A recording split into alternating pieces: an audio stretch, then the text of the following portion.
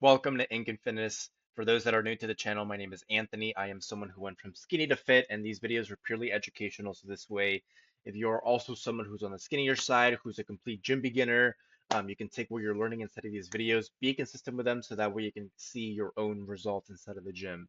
In terms of today's video topic, we're going to be talking about why getting results inside of the gym is actually quite simple. It's quite easy. So let's get right into things for today where the very first thing we're going to be talking about is the overcomplicated bullshit that you see online nowadays. There's a lot of shit, steaming hot platters of shit online nowadays where tons of people online just say very different things about fitness, right?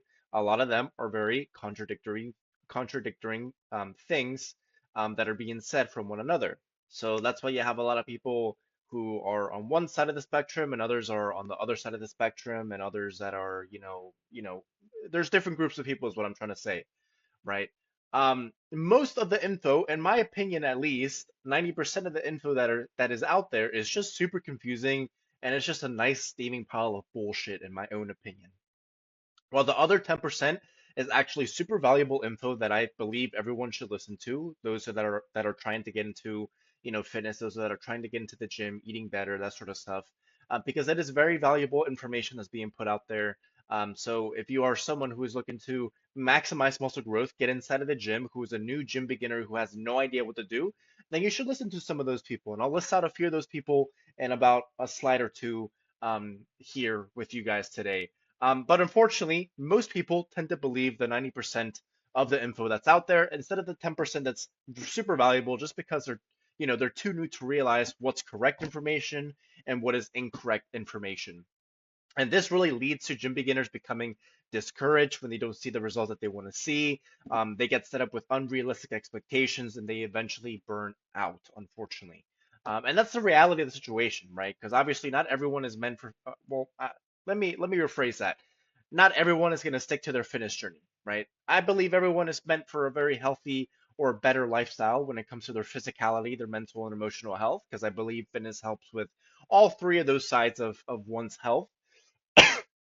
But to further add on to the point of the misinformation that's out there, some of the misinformation that's out there is from fitness influencer, from coaches, from personal trainers, bodybuilders, um, other fitness enthusiasts that are promoting their supplements, their training programs or meal plans because they contribute that to the success of their physique, right? To the success of where they're at in terms of their own body. But in reality, some of those fitness influencers, and I'm not saying it's everyone, right? Because some of them actually, promote really good, training programs, meal plans, supplements, right? That could be beneficial, could be beneficial. Supplements, kind of on the spectrum when it comes to that, or on the line when it comes to it, just because I believe most supplements out there are not good, and there's only a couple that are really beneficial. But I digress. I'm getting off track here. Some of those fitness enthusiasts out there are lying about their gear use because most of them, or not most of them, sorry, some of them are on some sort of performance enhancing drugs that allows for them to look amazing, right? Do a bunch of volume, spend pretty much all day inside of the gym. It's an over exaggeration. I'm being sarcastic for those that are not aware of that. And overall, they're able to do a lot of things that most natural athletes are not able to do, right? And that in turn sets up those natural athletes or natural lifters with super unrealistic expectations just because they don't know that their favorite fitness enthusiast, influencer, whatever, is on some sort of PEDs, TRT, steroids, right? Whatever, SARMs, et cetera, et cetera. You get the point. So that also contributes to the mess that's out there online today in the fitness industry. Now, there are only three pillars of fitness that you need to focus on as someone who is new to the gym, or maybe you're someone who's, a year or two inside of the gym and still have no idea of what you're doing, or maybe you do have an idea, but you can hone in things or really dial in things to be more simplistic. So there are only three pillars that you need to focus on when it comes to fitness. And if you're still watching this video up until this point, then congratulations because you actually care about, making fitness super stupid simple for yourself so that way you can actually get efficient results in a very efficient time frame and in a very efficient way. So You might be asking, what are those three pillars, right? And I'll cover those three pillars with you in just a few seconds here or a few minutes here. But the three pillars of fitness are the only three pillars you should ever only focus on when it comes to driving results, because those are the three pillars that will generate the most results for you.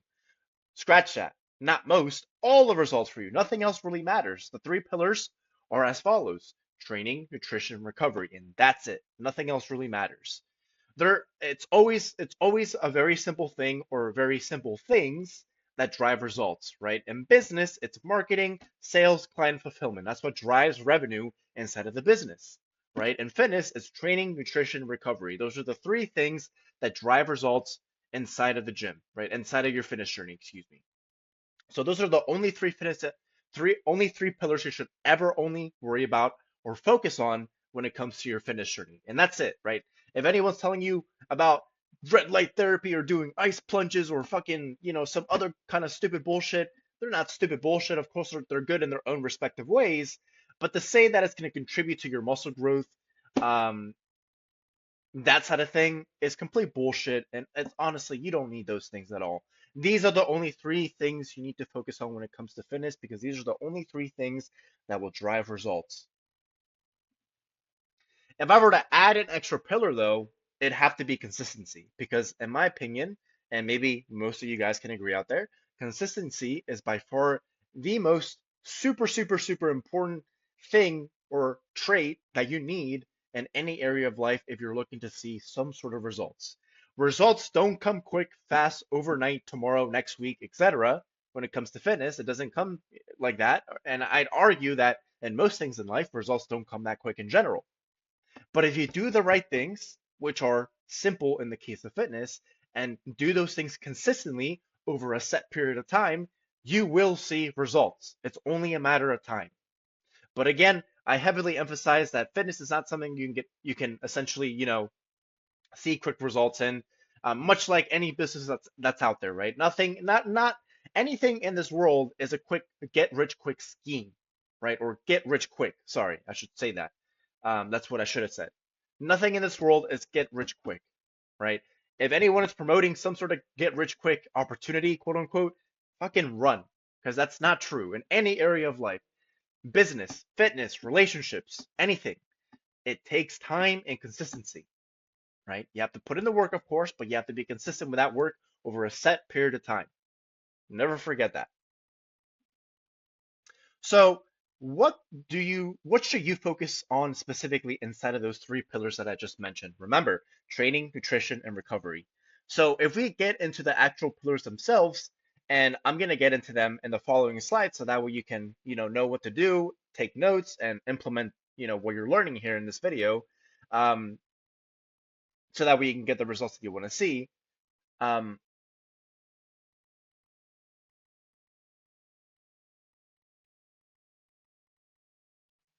hmm. Wording the slide a little bit weirdly, but you get the point that I'm trying to say. I'm going to cover the three pillars a little bit more in depth so that way you're aware of what to do inside each of those pillars. Um, I only recommend, apart from just the three pillars, apart from what you're learning inside this video, I only will ever recommend you guys, and this is also very general advice to take, with any area of life, in terms of educating yourself on a particular topic. I only ever recommend or would ever recommend listening to one to two people when it comes to fitness advice, business advice, relationship advice, so that way you don't get overwhelmed with a shit ton of information being thrown your way. Because information overload is a very real thing and it does happen because, have you guys ever heard of the phrase analysis paralysis? It is very real because when you are bombarded with a lot of information, right? When you download these different PDFs, these ebooks, these workout plans, these training programs, right? All these different kind of things, slideshows, right? PowerPoints, right? Whatever, all these different videos that you download, whatever, right? When you download or when you consume so much information, you honestly get stuck in some sort of paralysis state because you're like, oh my God, where do I even start? What do I even do? Who should I listen to? Right? This guy's saying this one thing, but this other guy's saying this other thing. And that leads to you delaying yourself taking action, right, on said thing that you want to start. And that is the worst thing that you can do for yourself. If you don't take action, like you're not gonna you're not going to know what to do, right? Following afterwards, right? You're not going to, because when you take action, you can actually start to make mistakes. And when you make mistakes, you know what needs to be corrected. And when you know what needs to be corrected, you actually start to steer in the right path in terms of getting results that you want to see for yourself. So, to combat this, like I said, only listen to 1 to 2 people with whatever topic you want to learn about. In this particular case, fitness. So if you want to listen to me, go ahead. If you want to pick one other person, if you desire, go for it. If you just want to listen to me, go for it too. Or if you just don't want to listen to me at all, you know, all the power to you. No worries at all whatsoever. No hard feelings. Go ahead and pick 1 to 2 other people that you actually do want to listen to. Take their advice and roll with it. Some people that I personally recommend taking advice from, just because these are the people that I trust and that I love, that are science-based lifters that are amazing in what they do. They look amazing. They always give valuable information. Just to name a few people: JPG Coaching, TNF, Ryan Jewers, Jeff Neppard, and Mike Israetel. All fantastic people inside the fitness industry that are always super honest, transparent, um, very to the truth, blunt, always give you the hard facts, science-based material, so that way you guys can go ahead and do the research for yourself. They always cite their sources, henceforth why I just said that. So definitely take advice from those people. Check them out if you feel like it. But if you're not going to listen to me or another person, that's out there, I at least recommend listening to one of these people that I have listed right here inside of this video, because honestly, all these people in their own respective way give valuable, very good advice. All right, to get inside the pillars, the very first pillar is training. So I'm just gonna run through the list real quick, and then I'll explain each one a little bit more in detail. Train till failure or close to failure. Do 2 sets on every exercise. Do rep ranges of 6 to 8 reps. Implement 3 to 5 minute rest times. Incorporate progressive overload. Train each muscle group 2 to 3 times per week. And most importantly, do not skip leg days, and that includes calves. So as far as training till failure or close to failure goes, training that style of way really does push your limits, really does push you beyond your limits as well. It really forces your muscle to grow, to be fatigued, to fucking be broken down, so that way you can actually start to grow and see progress, right? Because you can't just half-ass your training. You can't do 4 sets of 12 reps of bicep curls and you're just swinging the weights around. Like, no, you have to be super intentional about what you're doing, or excuse me, be super intentional with each rep that you're doing, so that way you get the most out of it. You can milk each rep, so that way you can milk the growth that you're about to get, from that specific training session. So long as your eating and your recovery is also dialed in and on point as well. I will add one more point. Just imagine this. I'm adding one more bullet point underneath training till failure or close to failure, and that would be to focus on your form.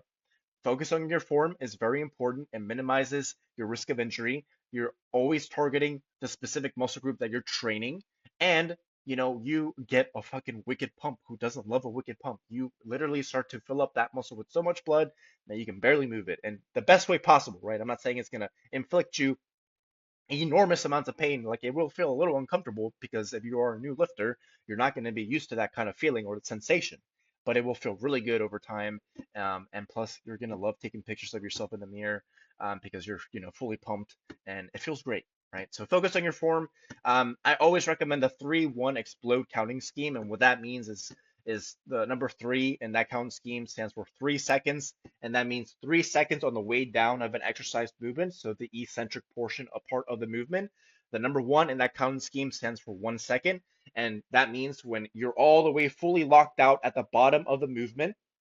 So in this case, as I'm doing kind of like a bicep curl movement right now, at the bottom of that bicep curl, you want to hold that stretch position for 1 second, because it is very hypertrophic. And then the explode portion of that counting scheme stands for explode. So you explode on the way up as you raise the weight. So that way you can get a good squeeze on that concentric part of the movement, the way up of the exercise movement.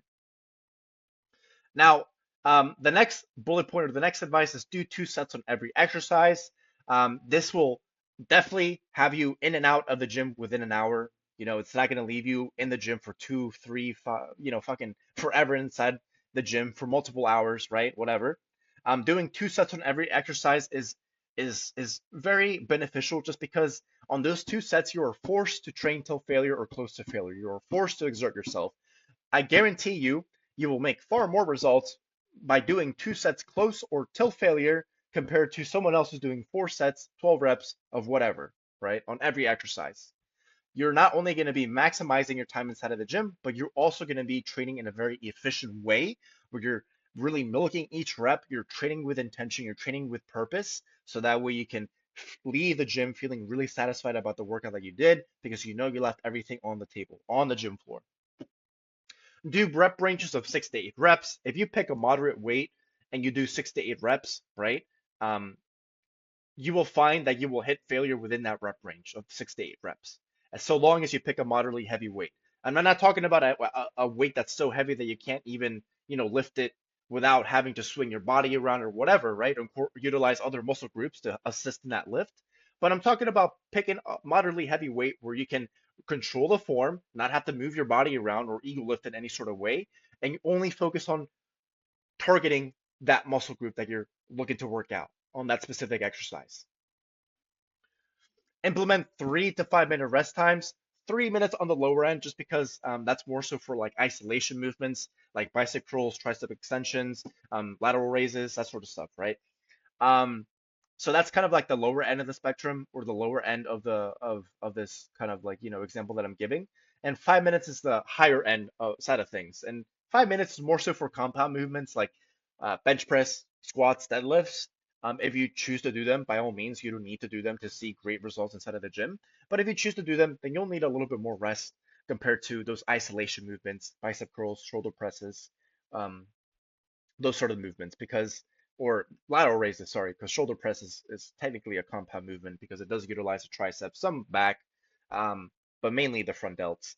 Anywho, though, since compound movements utilize more than one muscle group, or are working out more than one muscle group, you need a little bit more rest. Have you ever wondered why you feel so winded after squats? Well, squats is a very full body movement. I mean, primarily it's targeting the quads, of course, but it is a very full body movement. It is very cardiovascularly demanding at times, right? And so you'll need a little bit more rest. You'll need a little bit more rest than 3 minutes when it comes to squats. And that really applies to most compound movements. But at the end of the day, listen to your body, listen to what it needs. I just recommend, training with a lot of intensity, because if you do, you'll definitely need the full amount of times that are listed here in terms of rest. Incorporate progressive overload. Very important. It is literally the foundation of a hypertrophy training. You need progressive overload so that way you can see muscle growth, get stronger, that sort of good stuff. Basically the results that you want to see inside of the gym. There are 3 different ways to progressively overload. You can progressively overload by increasing sets, increasing reps, or increasing the weight. The most popular way is increasing the weight. And what this will look like specifically is, take, for example, you're doing bicep curls for 20 pounds for 2 sets of 6 to 8 reps. You complete both of those sets of bicep curls and you reach the top of the rep range, 8 reps, with perfect form, good technique. And so that means you're going to gradually increase the weight the following week on bicep curls by either 2.5 to 5 pounds. So that way you can do the same thing again, 2 sets, 6 to 8 reps with perfect form. And until you hit the top of the rep range on that new weight, you will not progress forward in weight, right? Not until you hit the top rep range, so being 8. So that's a quick glimpse of progressive overload right there for you all. Final 2 points: training each muscle group 2 to 3 times per week. Higher frequency, the better. Don't do the bro split. Don't train each muscle group once per week. That's not very, I mean, you'll see results, but not really the amount of results that you want to see, right? Not really maximizing the results that we could be seeing if we train each muscle group 2 to 3 times per week. Personally, I do it 2 times per week. 3 times per week is fine, perfectly fine. But 2 is really solid, really good. Now, in terms of not skipping leg days, I used to do this a lot back then in the first beginning years of my fitness journey. Don't skip them. Training legs is super important. You need to train legs. It really does help out with growth throughout the rest of your body. Because I believe, don't quote me on this, do not quote me on this. When you do train legs, it releases the most amount of testosterone, so that way it can, help elevate your testosterone levels, help grow other parts of your body, other muscle groups, excuse me, so that way you get to see the most gains, right? Maximizing gains. And obviously you want to make sure your legs are proportional to your upper body and that you don't look like, a really solid, strong upper body with toothpick legs, right? AKA me. So that's why I'm having to play catch up now with my legs.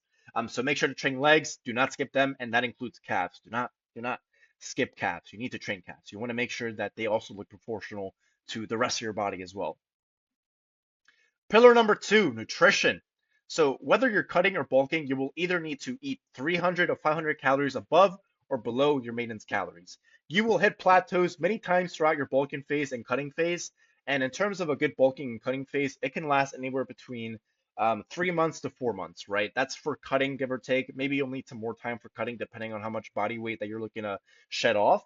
Um, but but by eating below or above 300 to 500 calories, your maintenance, it's going to allow for you to either progress, increase weight steadily or decrease weight steadily. So that way you don't burn yourself out, you don't lose muscle in the process, you don't gain unnecessary fat. And overall, it keeps things super, super, super sustainable for yourself when it comes to your bulking or cutting phase. But in terms of the plateaus, you will hit many plateaus throughout your bulking or cutting phase. And when that happens, you will need to either eat 300 or 500 more calories additionally to what you're already eating, or you will need to eat 300 to 500 calories um, below what you're already eating, right? Subtracting more to what you're already eating. Second point is making sure to prioritize hitting your daily protein goal. You want to make sure you're hitting your protein goal every single day. I'd say at least bare minimum 6 times per week. If you want to take, a rest day from eating so much protein or whatever on the seventh day, so that way you can reset your body, reset your mind as well. But just make it a priority to hit your protein goal, so that way you can have that amino acid to rebuild, repair your body, and you can actually grow muscle, right? And maintain the muscle that you have. Next point is not mandatory, but if you're super tedious about your weight or competing in a bodybuilding show or any show, then make sure to track your weight at least once per week, so that way you're being super systematic or super efficient or super meticulous in terms of seeing if you're making progress or not. Track your eating. Just use MyFitnessPal to track your eating and track your macros and calories, right? Same thing. But using that app will definitely help you track your eating, so that way you know what you're putting inside your body, and you have the data points to back that up as well. Last 2 points, you do not have to cut out your favorite foods. Just find ways to make them healthier or have those favorite foods. Just don't overdo it and go over your calories. Pretty self-explanatory. A lot of people who start their fitness journey think that they have to cut out their favorite foods to make great results, to lose weight, lose fat, or whatever. But that's far from the truth, right? You don't have to do those things at all whatsoever, especially if you're not competing, right? If you're not competing or doing a bodybuilding show, you're going to be fine. Just make sure to not overdo it on those favorite foods, and make sure not to go over your calories for the day. That's the most important thing. So you don't have to suffer or eat chicken, broccoli, and rice fucking 5 times a day, 6 times a week. Nothing like that. You can still enjoy really tasty and nutritious foods. You just have to make sure you balance those nutritious and delicious foods with the foods that that are your favorite foods, right? And making sure that you're not going way over your calories, or just not going over your calories in general. And then just make sure to eat your fruits and veggies. You want to make sure you're getting your micronutrients apart from your macronutrients, which is carbs, fats, and proteins. Obviously, you want to get your veggies in, because if you don't, you're going to be constipated. And if you can't shit, that's going to suck, right? It's going to feel uncomfortable. So make sure to eat your fruits and veggies, because you want to make sure you're able to shit. And then pillar number 3, very, very stupid simple slide here. Rest. Rest for 7 hours plus or more per night, because resting is the most valuable thing you can do for yourself, for your body. Resting, sleeping is when the actual muscle growth happens. It's when the body repairs and rebuilds itself. It's where you recharge your own batteries as well, especially if you are training with high intensity. So this way, you can carry on that same intensity with the next for the next training session that you have the next day ahead. So make sure that you actually get some good sleep in. If you have trouble sleeping sleeping every night, look into not protein supplements, sleeping supplements like melatonin that can help you out. CBD is also a really good one. Most THC is recreational in most areas now, in most states, excuse me. So if by all means, kind of like a last resort, if you are open to that idea, then look into getting some edibles, right? Some gummies that can help you sleep. It doesn't have to be this big percentage of THC. You can honestly feel a really low mellow high that will make you sleepy, and you'll get really good quality sleep. That concludes it for today's video. You guys, make sure to like, comment, subscribe. one last point on the THC part. Don't do it if you're under 21. Please, please, please. I'm not trying to get into any legal trouble here. Only consider that if it's a last resort, but also most importantly, if you're 21 years or older, that's when you can obviously go ahead and get that recreational um, uh, medicine. Now, yes, please make sure to like, comment, subscribe. It does really help boost my videos out there in the YouTube algorithm, get it out there seen by more people. This is definitely a little bit of a lengthier video, but with any lengthy video that I do, I know it's going to be jam-packed full of value. So please, I hope you got a lot of value from this video. I hope you've been taking some notes as well. And most importantly, just go take action immediately afterwards, implement some of the stuff that you're learning inside this video. So that way you can see results over time as long as you're being consistent with everything that I'm speaking about. The link for one-to-one coaching will be down below for those that are interested. So if you are looking for a more, let's say, personalized approach to coaching and getting this fitness stuff figured out for yourself, then feel free to check that link out. But other than that, take care. Much love to you all, and until the next video, peace.